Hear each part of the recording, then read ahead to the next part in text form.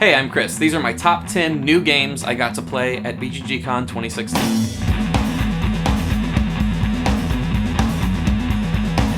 Hey, thanks for tuning in. I got to go to BGGCon last weekend. It's one of my favorite cons of the entire year. You get to sit down and play a ton of new games. All the hot Essen games are there. So I got to play a bunch of games. I played about 30 games total, and I think 25 or something like that came out in 2016. So those are what's eligible for this list. If you're interested to see all the games I played, not just my top 10, go ahead and go in the thing down below. And I've linked to a geek list with all the games I played at BGGCon. But these are my 10 favorite games that I got a chance to play, and they were pretty good, so let's just hop right into the list. So I'm actually, before I get into the top 10, going to do a runner-up that isn't on my top 10 because it's a very specific type of game that I really enjoyed, and I might add to my collection because it has a very specific use, but it wasn't in my 10 favorite, and that's Mask of Anubis, which is a Japanese game that I got a chance to play, and it comes with this cardboard mask, like an Anubis mask, and you put a cell phone in it, and it's like this VR thing where one person at a time wears the mask, and you get to see a little part of a maze. It kind of looks like Doom or an old first-person shooter. And you have to describe it to the rest of the group. And the group has all these tiles, and they're trying to build the maze. Then it goes on to the next player. So collectively, you're all in one maze. You're just in different parts of it. So as a group, you have to then figure out what the maze looks like to complete it. It was a very interesting experience. It was great for a con setting. It's very like, people come up and they're like, what are you doing? Because you have a big mask on your head. I bet a company like Fantasy Flight picks this technology up to do, like, it would be great for like a Rogue One game where you're like looking at plans and you have little R2-D2s walking around and stuff like that. And it was one of the first games I've played that mixes app integration with a board game that wouldn't be a better game as a video game, and it wouldn't be a better game without the app. A lot of times I feel like apps are kind of thrown into board games and they do things I don't want them to do, or I feel like when they're apps and video board games, I'm like, I'd just rather this be a video game. So this was one that really couldn't be better in either respect. So it's one of the first that's like a true integration. So that was really exciting, and that's why it's one of my runner-ups. My number 10 new game at BGGCon 2016 is Raise Your Goblets. This is coming out from Cool Mini or Not, or Simon, or whatever they're supposed to be called now. And it's like a social deduction party game where you've got these 6 nice plastic goblets, and everybody has beads that they put in them, and everybody gets 3 wine beads, 2 poison beads, and 2 antidote beads, and you have a series of actions that you can do, like peek in any cup, or add a bead to any cup, or swap cups. So it's a quite literal cup game as you're moving around, swapping, rotating them, stuff like that, and you're trying to track what cup has poison in it that you put poison in, and what you suspect somebody else did. And it's a lot of fun, and a very simple game that you get a lot of like fun, really weird social deduction out of, and a lot of like moments when you pour out your cup and you realize that you've been totally poisoned. So that one was a lot of fun, and yeah. Number 9 is Terraforming Mars. This might be higher on my list once I get some more plays of it, but in a con setting, it's a pretty heavy game that takes a couple hours. Most of the games on this list, I think, are shorter games just because at a con setting I could play with a bunch of people and play them quickly. And Terraforming Mars has gotten a lot of good buzz, and it's very deserving of it. It's an interesting engine building game where you're basically trying to make Mars livable, and you have all these cards and you're drafting them, and you have a board with all these resources that you're managing, and there's an insane amount of paths to victory that you can explore. So definitely a ton of game in that box. I will say it's one of the least attractive games I've seen to come out recently. It looks like a game that came out 20 years ago. So certainly it's not going to impress anybody with artwork, but that's okay because the game itself is really good. Number 8 is Lagrangian No Siesta, the dice game, or Lagrangia, the dice game No Siesta, I don't know. This is a dice version of the game Lagrangia, or Lagranja, I guess is actually how it's said, that came out a couple of years back. And it's a dice drafting game that I really, really enjoyed. I really liked the dice drafting element of Lagranja, so I'm excited that it's in kind of a smaller, more manageable, quicker game. Basically, you're drafting dice, and each player has this little sheet of paper that you're like marking off, I have this die and this does this. And it's a little bit multiplayer solitary, so if you're bothered by that, that's probably in the game for you because you really are drafting dice and then everybody kind of collectively looks down and bubbles their sheet. But it was really interesting. There seems like a lot to explore there, and I'm excited to get some more plays in of it. Number 7 is Fabled Fruit. This is a very interesting game. It's a very simple worker placement card game where you have 6 cards out and you place workers on them, and there's 6 different spots that you can do. But the cards are also what you collect for points. So like when you're collecting fruit to make smoothies, I guess, I don't know, but it's like you need 4 bananas. So you can turn in 4 bananas and take a card. So the spaces will go away. And once they're gone, new cards come out every time a card goes away. So you get access to like a new spot that has a different interaction with everything. You've got this huge deck of cards that you go through in order. So as you go, you're exploring more and more mechanics that kind of combine in different ways. And it's sort of a legacy game, but it's not, because it's not destructive. You never like rip up a card or anything. And it comes with a sheet where you can like take note, like, okay, I was 12 cards down with this group, so you can reset it for different groups. But the idea is that you continue to play through it, and when you set up the next time, you set up 12 cards down or whatever.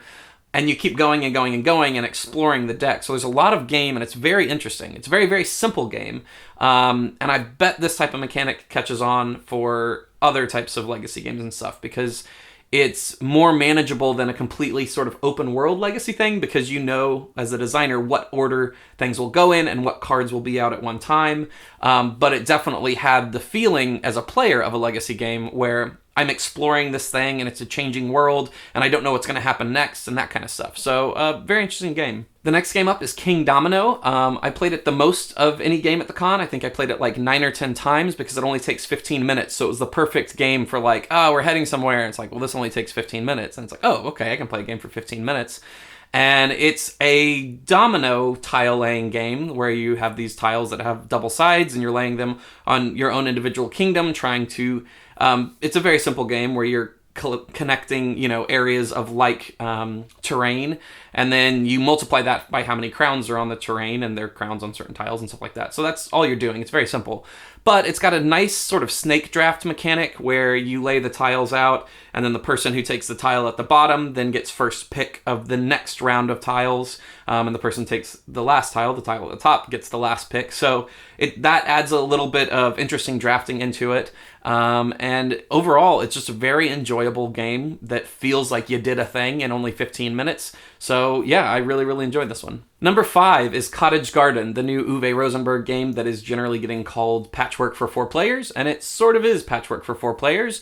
You have these Tetris-style tiles of all different shapes, and you, on your turn, pick one, and you place it on one of your 2-player boards that you're working on, and you're trying to cover up all of the dirt you're gardening in it. And once you have covered up all the dirt spaces, then you score the tile, and you score for various different things. It's a pretty simple game. I think it lasts one round too long. It takes about an hour to play, 45 minutes to an hour, and I feel like it should take 30 to 45 minutes. But overall, it's a very enjoyable game. It's a very kind of pleasing game because you're each building your own little area, and you have these little cat tiles, and they can take naps in your garden. So it definitely has the same sort of appeal as Patchwork, and like it's just pleasant. So I really enjoyed this one. Number 4 is Insider. Insider was a game that I knew nothing about, that somebody was like, oh, let's play this, and it was great. It's from Oink Games, the Japanese company that makes like Deep Sea Adventure and all the really tiny small box games with really nice visual design to them. And it's basically 20 Questions meets Werewolf, where you're playing a game of 20 questions, but there is one person who is not the person that's answering yes or no that knows what the answer is. So if you're that person, it's on a timer, you want to guide everyone towards getting the correct answer, because if you don't, everyone loses. But you don't want to do it so obviously that people go like, you knew something, like you knew what the answer was. Why would you have said that? And it's really fun, really interesting. It's a weird thing where like you don't want to be too good at 20 questions because then people will be suspicious of you, but you don't want to be too bad or else you won't get it. We played it a bunch of times in a row, and I saw a lot of people like overnight playing it for hours and hours and hours. So it's kind of the new kind of fresh feeling werewolf thing that comes out every year or two. But yeah, definitely enjoyed this one, and it was great for a con setting. Number 3 is Kanagawa. Kanagawa I initially picked up mostly off of the absolutely gorgeous artwork, and Bruno Cathala was one of the designers, so I knew that it would at least be an okay game. But mostly it's just this absolutely gorgeous watercolor artwork. And in the game, you're all painters, and you're trying to paint the best tableau. And you take turns drafting cards, and there's a little bit of a push your luck mechanic with the draft. It's really nice.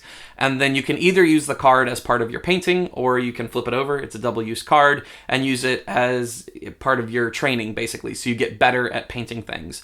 And then you're working on set collection. There's a bunch of different sets to collect.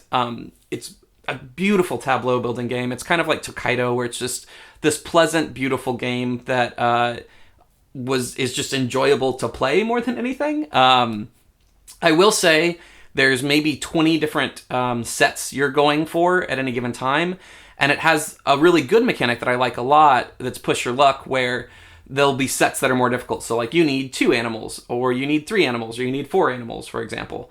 And if you say when you paint your second animal, you can either take the 2 animal tile or not, but if you don't, you can never take that tile. So if at the end of the game, it's not like at the end of the game you go like, oh, I had 2 animals, so I'll take this tile, because you've missed your opportunity.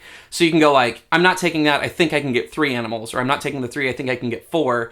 But because of that, if you're not familiar with what the tiles are, a lot of times you'll kind of miss when you could have taken a tile, and like, 2 rounds later be like, oh, dang it, I forgot to take that tile, I would have taken it.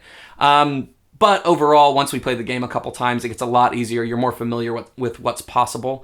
So yeah, I played this game quite a bit and really enjoyed it, and kind of enjoyed it more as I went through it. The first time I played it, I was kind of like, this is pretty good.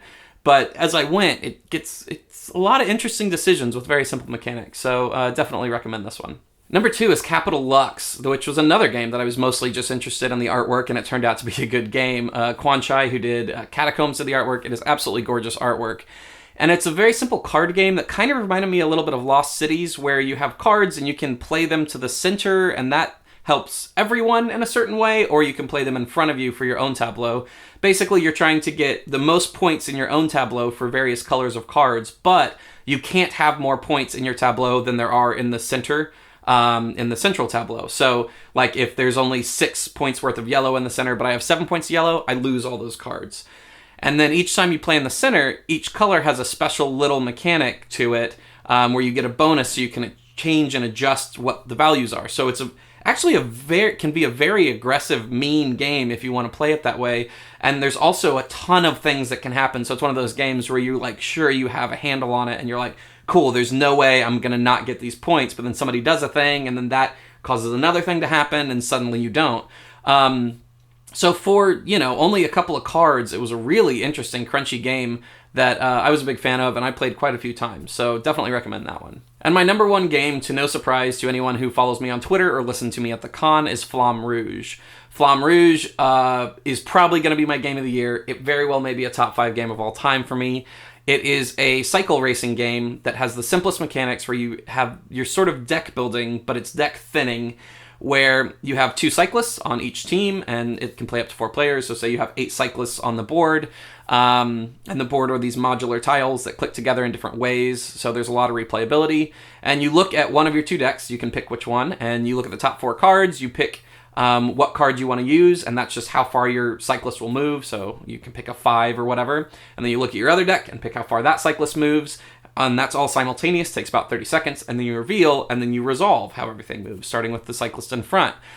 That's not much game, but then you get, if you have only 1 empty square in front of you, you slipstream, so you're drafting. So you move up, and then that pack moves up, and then that pack moves up. So it's possible to get a lot of bonus free moves with that. And if you wind up in the front, you have to take an exhaustion card and add it to your deck. Exhaustion cards are bad. They're only a move of 2, so you don't want that. So it's much like actual cycle racing, where you kind of want to be in the middle of the pack until the last moment, and then you want to be the only one with the energy left to burst forward, because once you play a card, it's out of the deck. So you only have so many 9s in your whole deck, so you don't want to waste it early on, because you need that for the end, or else somebody else will use that. There's also very simple mechanics for hills, going uphill and downhill, that this game's so great because you can teach it in 5 minutes, no problem. Everybody grasps it after the first turn. There's so many ways it can go. I think I played it 9 games, and every single one played totally differently. Sometimes the pack split into 2. Sometimes somebody broke away at the front. Sometimes the pack stayed together. And it really replicates what cycling feels like as a sport. But it's just the easiest mechanics in the whole world. There's tons of replayability because the tracks are double-sided, so sometimes there's a hill on one side or whatever, you can randomize it, or it comes with suggested tracks to do. I loved this game. I absolutely loved this game and can't recommend it highly enough. Unfortunately, it's not available in the US yet. It doesn't have a distribution partner.